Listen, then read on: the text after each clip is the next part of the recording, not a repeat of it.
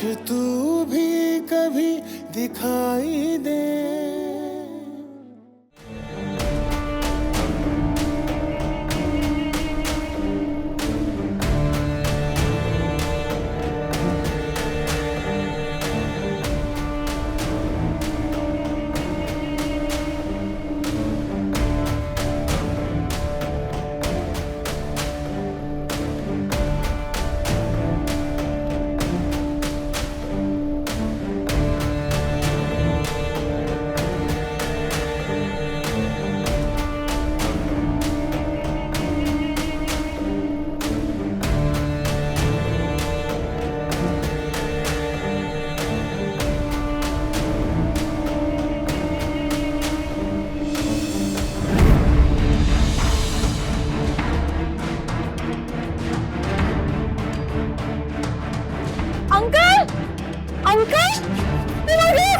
Uncle क्या हो गया आपको?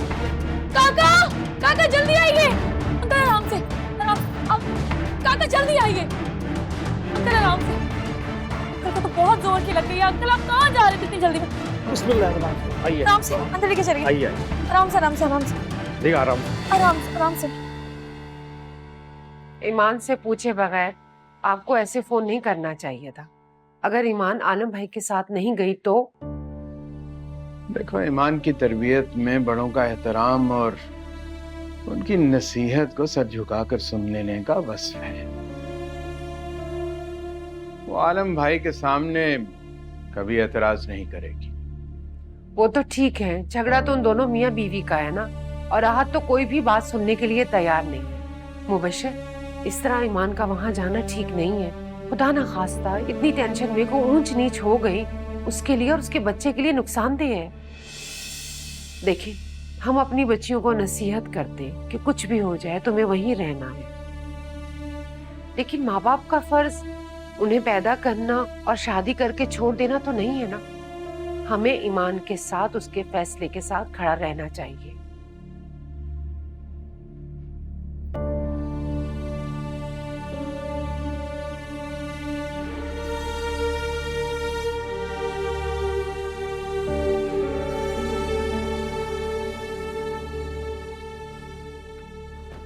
वो अंकल, क्या हुआ बाबा को? जल्दी में कहीं जा रहे थे, उनका पैर स्लिप हुआ और वो गिर गए। डॉक्टर ने कंप्लीट बेड रेस्ट के लिए कहा है। बहुत दर्द है उनकी कमर में। प्लीज आते फोन उठा लो। कहाँ थे तुम? 2-3 दिन से मैं ट्राई कर रही हूँ और तुम्हें बात करने की फुर्सत अब मिल रही है। अरे बाबा चिल यार, क्या हो गया? रिलैक्स हो जाओ। फोन उठाते ही तुम बरस पड़ी हो। क्या हुआ? तुम्हारे यहाँ का वेदर कहीं हॉट शॉट तो नहीं है कहीं? हाँ, बहुत ज्यादा। ऐसा क्या? तुम्हारी बात सुनकर मेरे भी हाथ पैर गर्म हो गए। प्लीज मजाक मत करो। क्या हो गया? इतनी सीरियस क्यों? वहाँ सब ठीक तो है ना? यही बताने के लिए तो मैं तुम्हें फोन कर रही थी। तुम्हें पता है ईमान आपी। क्या हुआ भाभी को? वो ईमान आपी। वाह भाई, भाभी से मोहब्बत का बहुत हक अदा हो रहा है। अपने मंगेतर को फोन करने की फुर्सत है, लेकिन मेरी खैरियत पूछने की नहीं। अरे नहीं नहीं भाभी, ऐसी बात बिल्कुल भी नहीं है। Seriously I really miss you all. आप मुझे एक बात बताएं, आप भाई को छोड़कर यहाँ क्यों आ गई हैं? कहीं झगड़ा वगड़ा तो नहीं हो गया?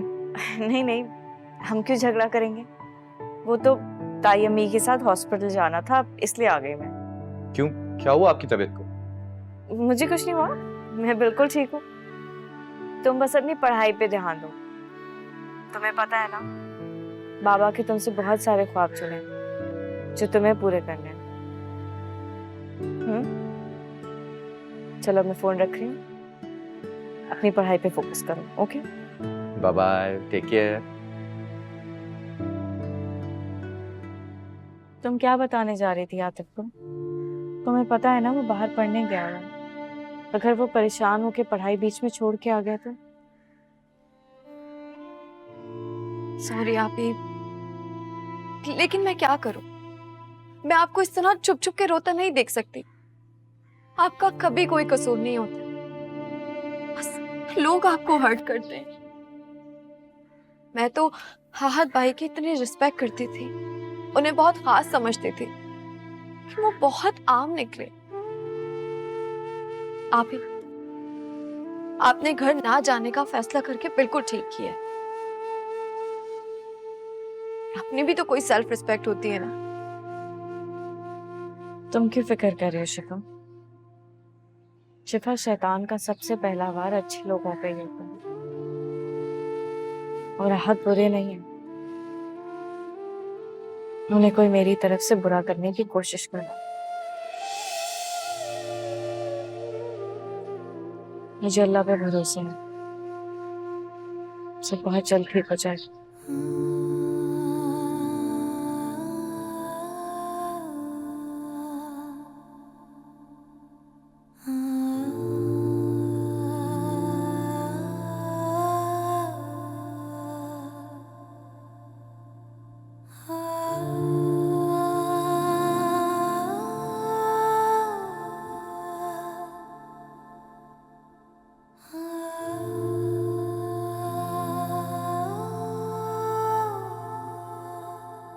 पहले तुम मेरी बात का जवाब दो। तुमने ईमान पे शक करने की जुर्रत कैसे की? अभी तुम्हारी शादी को 1 साल भी नहीं गुजरा और तुम रवायती मर्दों की तरह पेश आने लगे।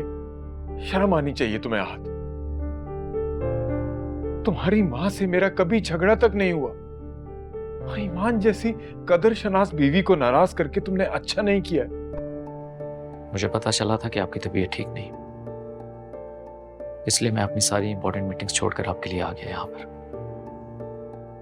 लेकिन शायद आप अपना दर्द भूलकर यहाँ तो ईमान की बात करना चाह रहे थे। क्योंकि मुझे अपनी तकलीफ से ज्यादा ईमान की तकलीफ का दुख है। पहले इसका हल निकालो। वो तुम्हारे निकाह में है, कोई वक्ती दोस्ती यारी नहीं है कि तोड़ दी या छोड़ दी। और फिर मेरा दिल ये नहीं मान सकता कि ईमान बेटी कुछ गलत करेगी। तुम्हारे और उसके दरमियान जो भी गलतफहमी है उसे दूर करो और जाके बहू को घर लेकर आओ। ये मेरा हुक्म है। I'm sorry बाबा, मैं उसके धोखे को सिर्फ आपकी वजह से बर्दाश्त कर रहा था, सिर्फ इस वजह से कि कहीं आपका दिल ना टूट जाए। ठीक है, तुम्हें नहीं जाना है तो तुम मत जाओ, मैं खुद जाके उसे ले आऊंगा। बाबा, ना तो मैं जाऊंगा और ना इस घर से कोई जाएगा।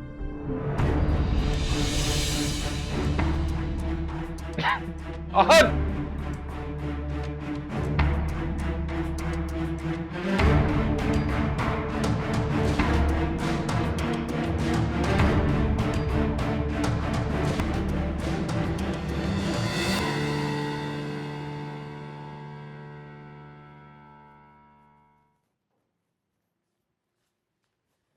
आपने अपने बेबी का क्या नाम सोचा? अभी तक तो कुछ नहीं। लेकिन मैंने आपके बेबी के लिए नाम सोच लिया है। क्या नाम? सुल्तान। अच्छा, और अगर बेटी हुई तो उसका भी सोच लिया, उसका नाम हम रखेंगे मिंजा। ये मिंजा कौन है?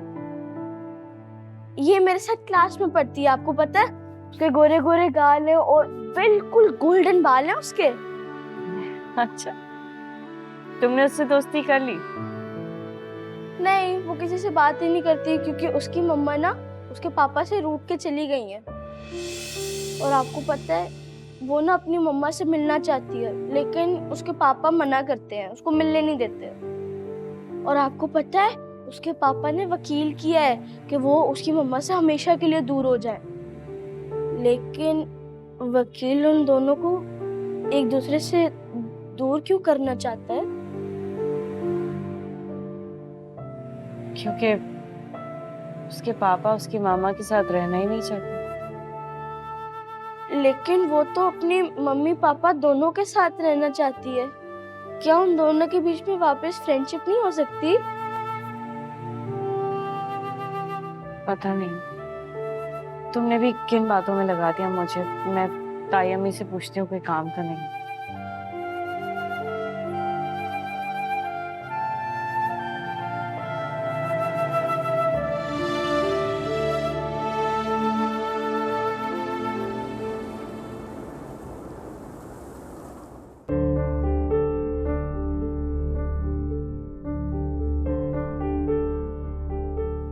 ईमान पे शक करने की तुमने जुर्रत कैसे की? अभी तुम्हारी शादी को 1 साल भी नहीं गुजरा और तुम रवायती मर्दों की तरह पेश आने लगे। शर्म आनी चाहिए तुम्हें आहत। तुम्हारी मां से मेरा कभी झगड़ा तक नहीं हुआ और ईमान जैसी कदर शनास बीवी को नाराज करके तुमने अच्छा नहीं किया। मुझे पता चला था कि आपकी तबीयत ठीक नहीं, इसलिए मैं अपनी सारी इंपॉर्टेंट मीटिंग्स छोड़कर आपके लिए आ गया यहाँ पर। लेकिन शायद आप अपना दर्द भूलकर यहाँ तो ईमान की बात करना चाह रहे थे। क्योंकि मुझे अपनी तकलीफ से ज्यादा ईमान की तकलीफ का दुख है। पहले इसका हल निकालो। वो तुम्हारे निकाह में है, कोई वक्ती दोस्ती यारी नहीं है कि तोड़ दी या छोड़ दी। और फिर मेरा दिल ये नहीं मान सकता कि ईमान बेटी कुछ गलत करेगी। तुम्हारे और उसके दरमियान जो भी गलत फहमी है उसे दूर करो और जाके बहू को घर लेकर आओ, ये मेरा हुक्म है।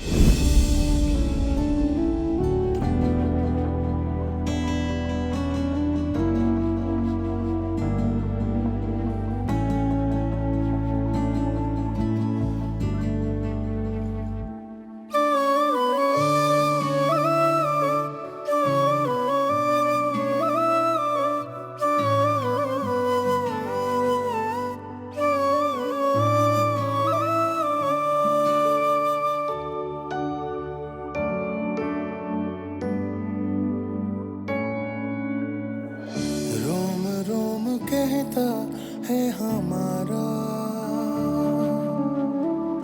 प्यार न होगा फिर दोबारा। खेलते हैं आंखों से ख्वाब तुम्हारे, हैं ये गवाह सारे आसमां के तारे। तुम अखियों का नूर हो गए, तुम अखियों से दूर हो गए, तुम अखियों से दूर हो गए। वजह क्या मजबूर हो गए, तुम अखियों का नूर हो गए, तुम अखियों से दूर हो गए, क्यों अखियों से दूर हो गए। वजह क्या मजबूर हो गए। चल दिल के दर्द गवाही दे,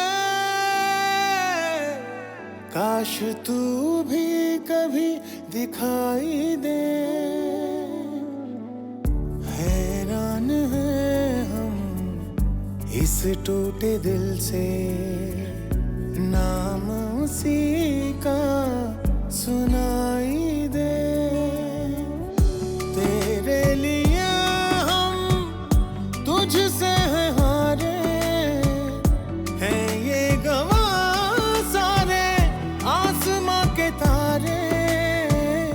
तुम अखियों का नूर हो गए, क्यों अखियों से दूर हो गए, क्यों अखियों से दूर हो गए। मैं आपके लिए जूस लेकर आई। Thank you.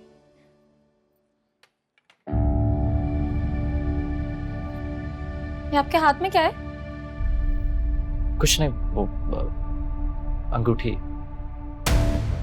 दिखाएं मुझे।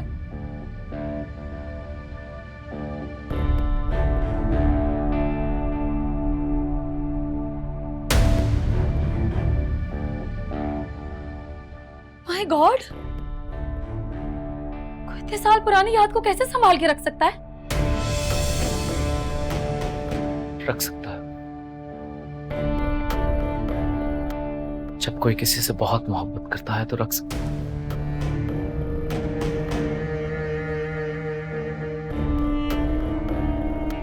मैं तो अब तक ईमान आप ही को सही समझ रही थी, लेकिन इससे साफ जाहिर हो रहा है कि वो जिशान को नहीं भूली। मैंने हमेशा जिशान को क्रिटिसाइज किया, उसे गलत समझा, लेकिन अब मुझे लग रहा है कि मुझे डिवोर्स देने का फैसला सिर्फ जिशान का नहीं था। मेरी ही बहन ने मेरा घर,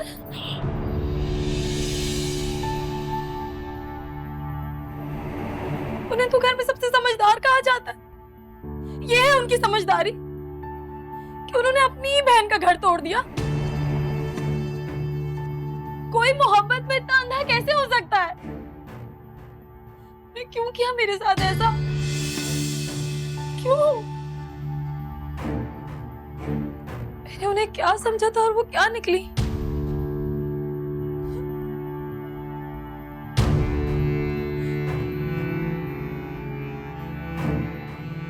सारिश, प्लीज रोना मत करो। तुम जिस अजियत में हो, मैं उस अजियत से गुजर चुका हूं, लेकिन आज हम इस तकलीफ में हैं और वो वहां पर खुश है। हमारा दिल तोड़कर वो कभी खुश नहीं रह सकते। मैं सोच भी नहीं सकता कि ईमान मेरे साथ इस तरह करेगी। क्या समझा था और क्या वो निकली।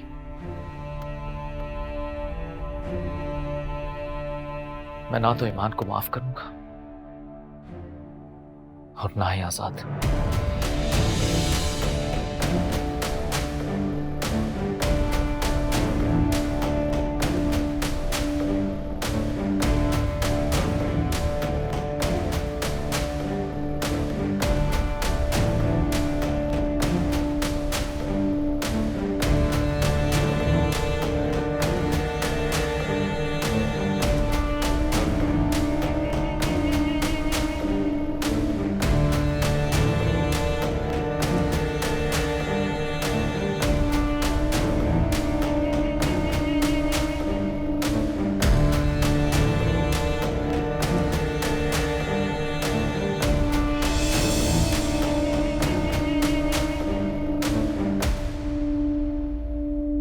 ईमान को पता है कि आलम मियां आज उसको लेने के लिए आ रहे हैं? नहीं, ईमान से इस सिलसिले में कोई बात नहीं हुई। आहत भी आ रहा है क्या? उसको अपनी गलती का एहसास हो गया? कहाँ भी जान, ईमान और राहत के झगड़े का तो आलम भाई को कुछ पता ही नहीं था। वो तो मुबशिर के फोन करने पर उन्हें पता चला है। आप लोगों ने बाबा को क्यों फोन किया? क्या कहा है उन्हें? आप लोग जानते नहीं उनकी तबीयत कितनी खराब है।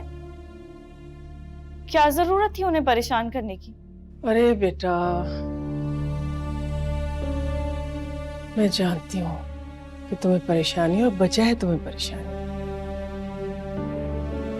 लेकिन बेटा समझने की कोशिश करो, ये मामला बहुत पेचीदा है और ऐसी बातें छुप नहीं सकती बेटा। मुश्किल तो यह है कि ना तुम समझने के लिए तैयार हो ना आहत, तो ये मसला कैसे हल होगा? अब चार बड़े मिलकर बैठेंगे तभी तो हालात काबू में आएंगे ना। जाओ, जाके तैयार हो जाओ, तो ससुर तुम्हें लेने आ रहा। जाओ बेटा। आप समझ नहीं रही हैं बीजान। आहत को लगेगा मैंने आपसे फोन करवाया। तो लगने दो भाई, क्या हो गया? देखो बेटा, अगर शौहर के दिल में बीवी की तरफ से कोई शक पैदा हो जाए ना, तो ये बीवी का फर्ज है कि वो उसे दूर करे। और यहाँ रहोगी ना तो उसके दिल में और भी गलतफहमियां पैदा होंगी। देखो ईमान, तुम ये मत समझना कि हम तुम्हारे साथ नहीं खड़े। हम तुम्हारे साथ हैं बेटा। तुम्हें अपना दिफा खुद करना होगा, पीछे रहकर नहीं, सामने खड़े होकर लड़ना होगा। और आप लोगों को ऐसा क्यों लगता है कि आहत अपने बाबा को मुझे लेने की इजाजत दे देंगे? क्या आप लोगों ने उनकी आंखों में मेरे लिए बेएतबारी नहीं देखी थी?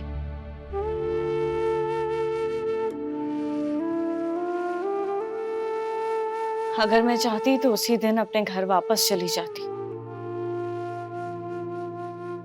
लेकिन फिर क्या होता? हद रोज मेरी इज्जत नफ्स को मजरूह करते। जो सवाल उन्होंने मेरे वजूद पर उठाया है, जब तक उन्हें उसका जवाब नहीं मिल जाता,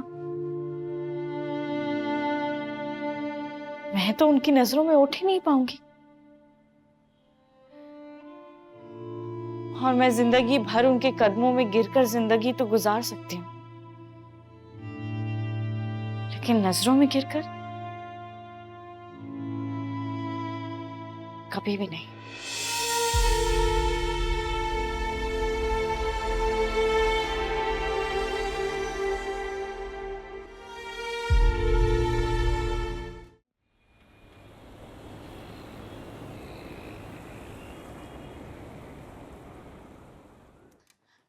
ये लीजिए अंकल, मैं आपके लिए खाना लेकर आई।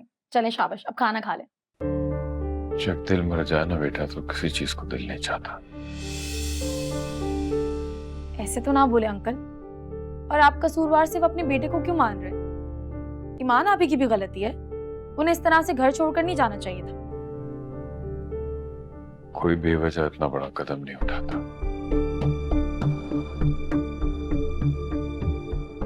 ईमान जैसी समझदार लड़की से मुझे इस बेवकूफी की उम्मीद नहीं थी।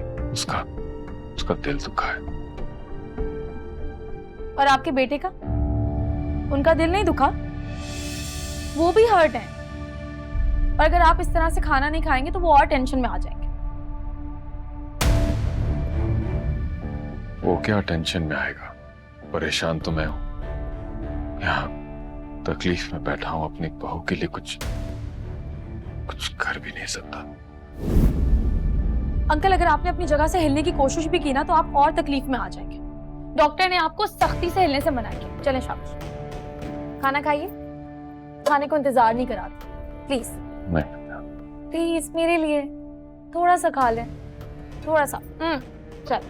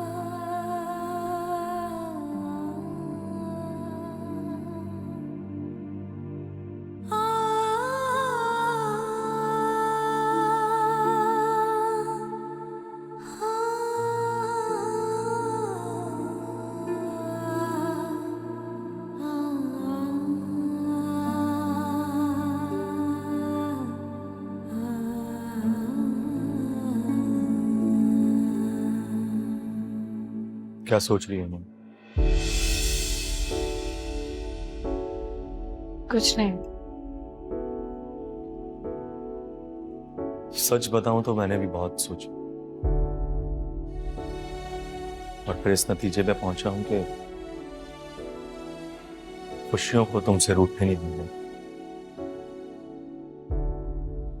तुम्हें यूं दुखी नहीं देख सकता। अगर अब्बू का ख्याल है कि मैं राहत से माफी मांग कर तुम्हारे और राहत के दरमियान की गलतफहमियां खत्म हो जाएंगी तो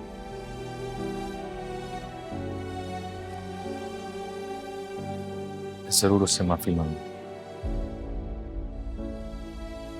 तुम आहत के पास नहीं जाओगे जीशान।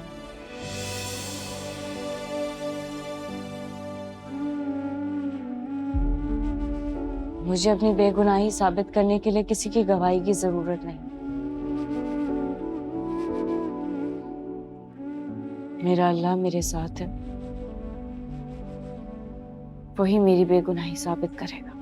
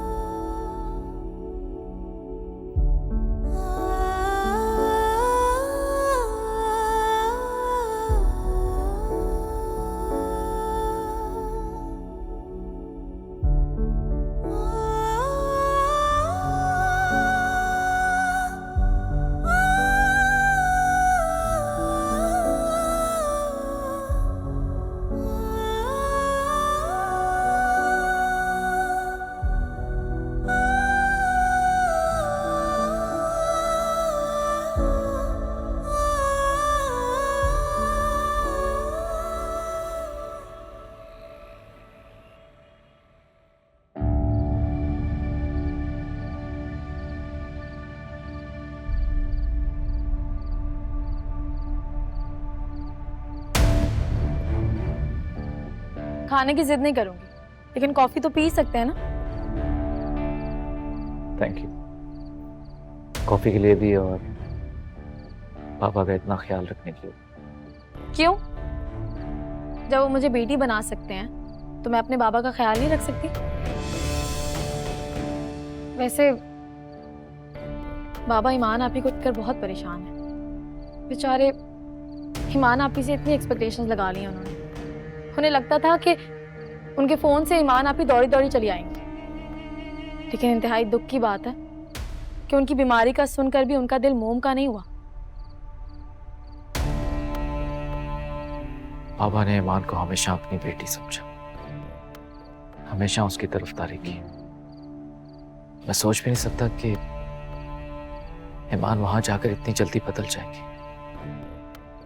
जब वो मुझे और आपको धोखा दे सकती हैं तो बाबा की शफकत उनके लिए कोई मायने नहीं रखती। हाँ, लेकिन ये बात बाबा को कौन समझाएगा? हर वक्त वो ईमान ईमान करते रहते हैं। आप कुछ दिनों तक बाबा की फिक्र ना करें, मैं हूं ना, मैं उनका ख्याल रख लूंगी। जब वो देखेंगे कि उनकी बातों का आप पर कोई असर नहीं हो रहा तो वो खुद ही खामोश हो जाएंगे। बस आप तब तक घर का माहौल ठीक रखें प्लीज।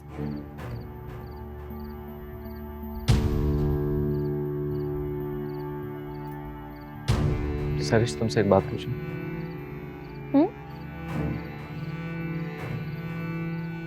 तुमने आतिफ पर ऐसा इल्जाम क्यों लगाया था?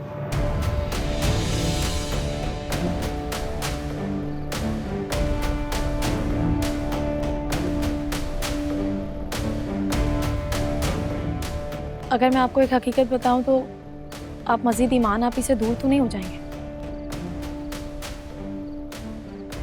मैं उससे और क्या दूर होगा? वो तो मुझसे पहले ही बहुत दूर जा चुकी। मेरा यकीन करो, मैं इस चीज के लिए तुम्हें पहले ही माफ कर चुका हूं, लेकिन फिर भी न जाने क्यों मैं जानना चाहता हूं कि तुमने ऐसा इल्जाम क्यों लगाया। मैंने आपसे ये हकीकत इसलिए छुपाई थी कि आपका और ईमान आपी का घर बसा है, लेकिन जब वो अपना घर बसाना ही नहीं चाहती तो मैं आप जैसे अच्छे इंसान की गुनहगार क्यों बनूं? आती पर मैंने हाथी पर इल्जाम ईमान आपी के कहने पर लगाया था।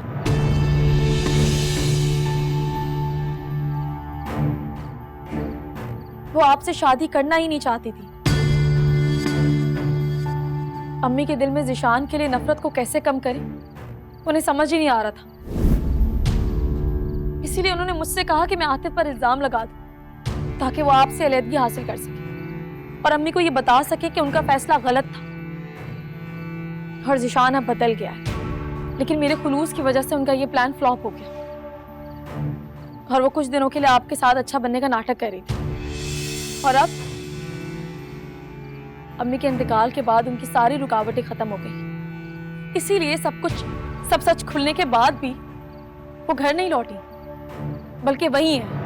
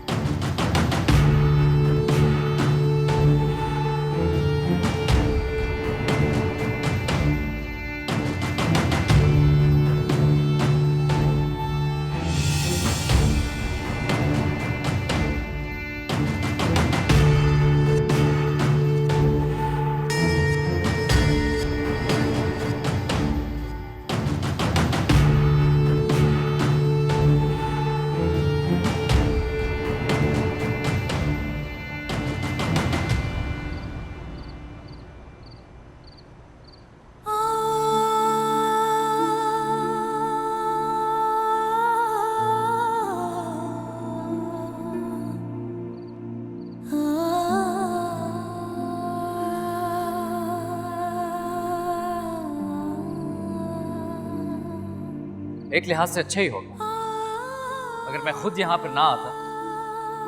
तुम लोगों के ये प्यार भरे लम्हात में कैसे देखता? आज तुम होश में हो, तुम क्या कह रहे हो? ईमान तुम्हारी बीवी है। मैं आपको यही तो समझाने की कोशिश कर रहा हूँ कि भाई बीवी मेरी है तुम्हारे साथ।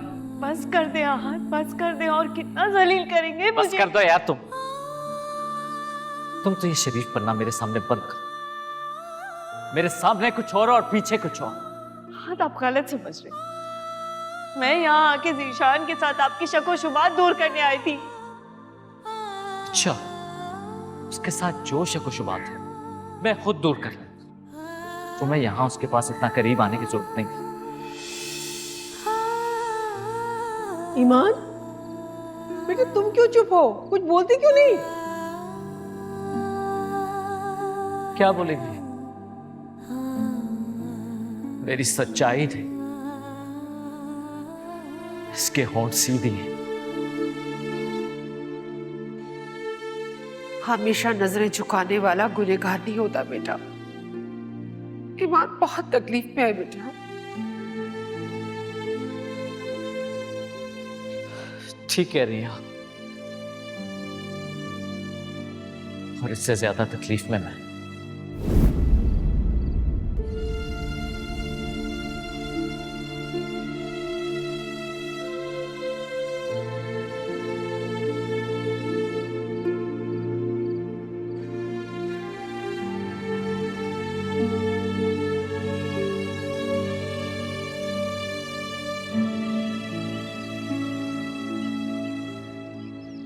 ये तुम क्या कह रही हो ईमान?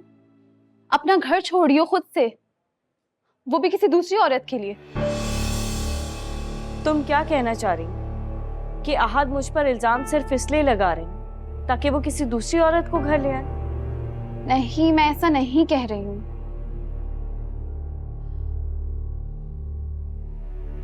ईमान, आहत तुमसे बहुत मोहब्बत करता है, मैं जानती हूँ ये बात। इसीलिए वो दूसरी औरत जो तुम्हें आहत की जिंदगी से निकालने की कोशिश कर रही है, सबसे पहले उसने तुम्हें आहत के घर से निकाला। क्यों? क्योंकि वो ये बात अच्छी तरीके से जानती है कि आहत तुमसे बेपनाह मोहब्बत करता है, और एक बार तुम आहत की नजरों से दूर होगी तभी वो आहत की नजरों में अपना मकाम बना सकेगी। आहत की जिंदगी में कोई दूसरी औरत नहीं, और वो इतने कच्चे किरदार के नहीं है कि किसी की भी बहकावे में आ जाए। ईमान, अगर कोई औरत मर्द को अपना बनाना चाहती है ना, तो मर्द खुद ब खुद उसकी तरफ खींचा चला जाता है। बज़ाहिर तुम जिस दुनिया में रह रही हो वो जन्नत है, लेकिन जहन्नुम भी तो एक हकीकत है ना। जो इस जमीन पर इंसानों ने बना दी है। बज़ाहिर तुम्हें लग रहा है कि आहत की जिंदगी में कोई औरत नहीं है, मगर है। किसकी बात कर रही हो तुम? वही जो पोशीदा रहकर तुम्हें आहत की जिंदगी से दूर करने की भरपूर कोशिश कर, और मैं एक दिन उसको सबके सामने बेनकाब कर दूंगी। सैरिश को वापस बुला लो ना यहाँ। जब तुम यहाँ हो तो वो वहां क्या कर रही है?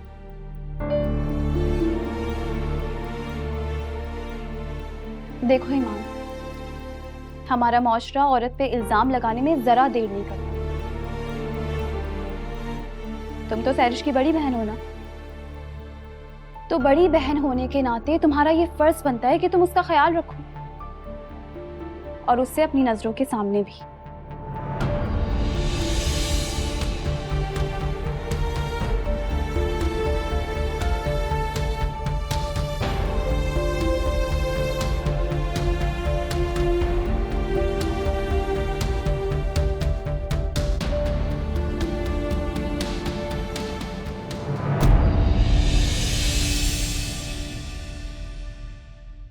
चल दिल के दर्द गवाही दे,